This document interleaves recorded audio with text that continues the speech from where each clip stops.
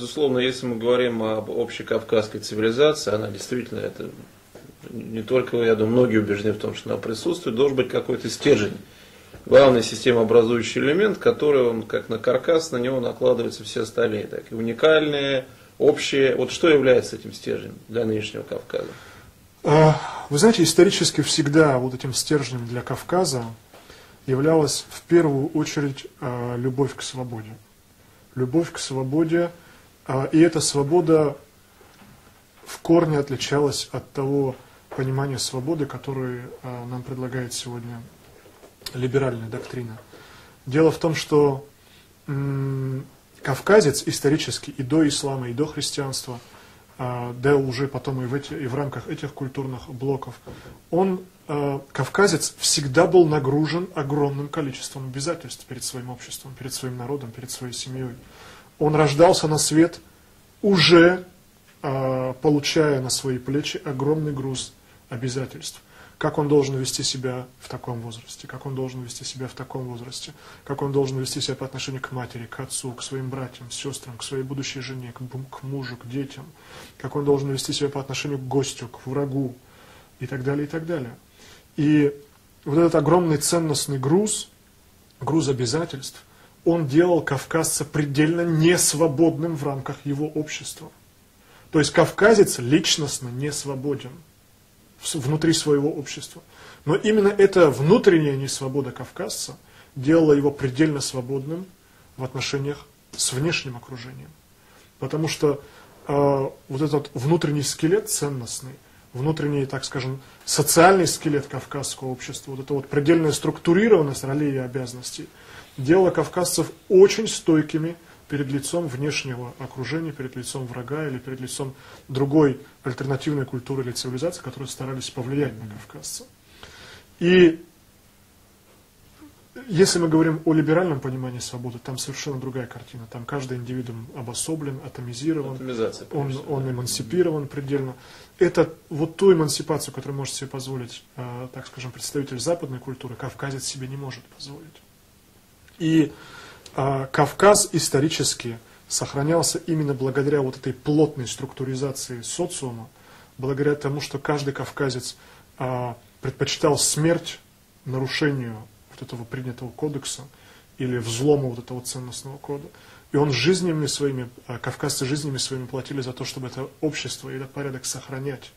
И на этот порядок не смогли повлиять ни колонизация в царский период, ни советизация и, так скажем, борьба с духовным наследием Кавказа, ни катастрофы 90-х годов.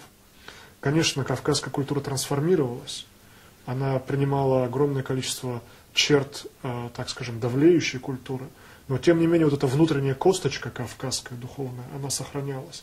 И именно благодаря этой косточке Кавказ сегодня не может быть полностью растворен не то чтобы западным обществом, но даже российским обществом. Но я убежден, что так не должна ставиться задача. Так не должен ставиться вопрос о том, чтобы полностью растворить Кавказ в более широком окружении. Вопрос должен ставиться таким образом, чтобы использовать преимущества Кавказа в общей конкурентной борьбе, так скажем, нашей цивилизации за выживание, российской цивилизации. А нет ли ощущения, что не хватает каналов коммуникации между Северным Кавказом и другой Россией? То есть просто очень часто и политическая элита, да и простые граждане не до конца понимают истинный смысл того, что происходит на Кавказе. Воспринимают через призму там, газет, журналов, формируется негативный образ кавказца как носителя некой иной ценностных ориентиров, иного менталитета. Какие нужны механизмы для того, чтобы это взаимообогащение вышло на совершенно иной уровень? Вы такую больную тему затронули. Каналов действительно катастрофически не хватает. Каналов общения, открытого общения, искреннего общения Кавказа с остальной частью России катастрофически не хватает. Не говоря уже о том, что катастрофически не хватает каналов горизонтального общения между республиками Кавказа. К сожалению, я, будучи лезгином, впервые познакомился с карачаевцами и с осетинами не на Кавказе, а поехав в аспирантуру в Петербурге. И сегодня кавказцы узнают друг друга не на самом Кавказе, а в Москве, в Петербурге, в Сургуте, в Стамбуле, в Дубае, в Дамаске. Это огромная проблема Кавказа. Отсутствие горизонтальных связей. Это огромная проблема России, отсутствие горизонтальных связей между Кавказом и остальной частью России. И огромная проблема Кавказа и всей нашей страны – это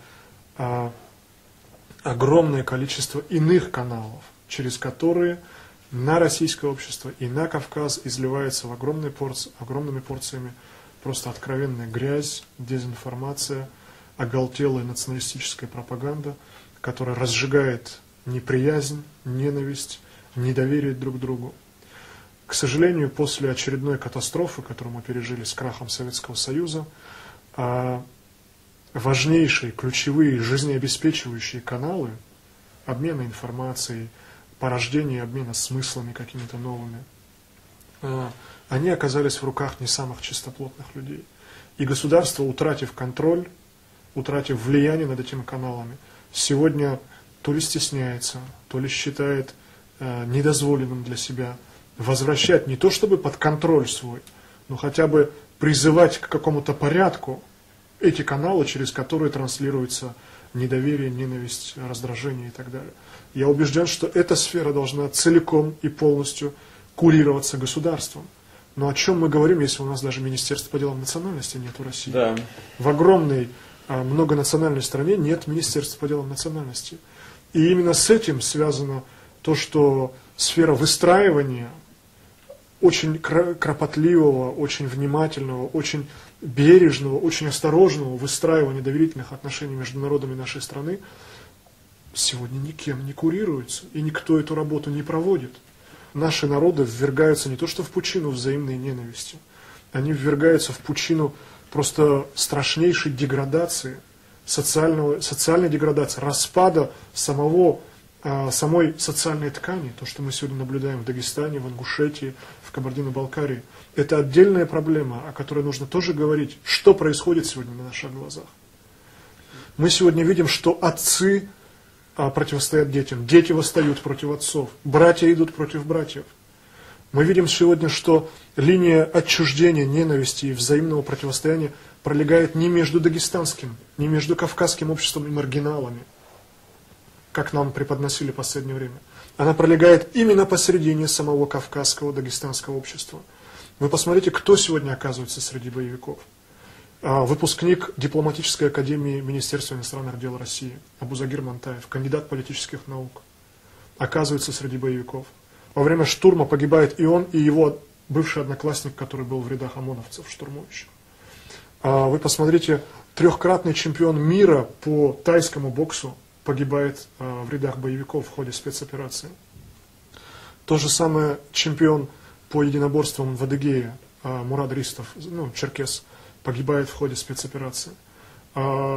Среди боевиков каким-то образом оказывается бывший заместитель министра культуры Дагестана, режиссер Кумыкского театра Зубаил Хиясов.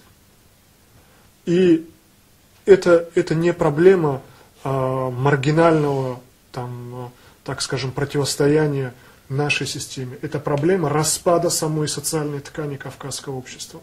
Почему это происходит? Почему на это никто не реагирует? Почему, когда в Приморье появляются партизаны или расстреливают в Астрахани милиционеров, об этом гудит вся страна? Но когда на наших глазах рушится, просто буквально катастрофу переживает кавказское сообщество, это никого не интересует. И почему тех правозащитников, тех адвокатов, тех журналистов, которые пытаются поднять этот вопрос хотя бы на региональном уровне, сегодня никто не защищает. Они пропадают, их пытают, их избивают правоохранительные органы. И никому сегодня нет дела до того, что происходит на Кавказе.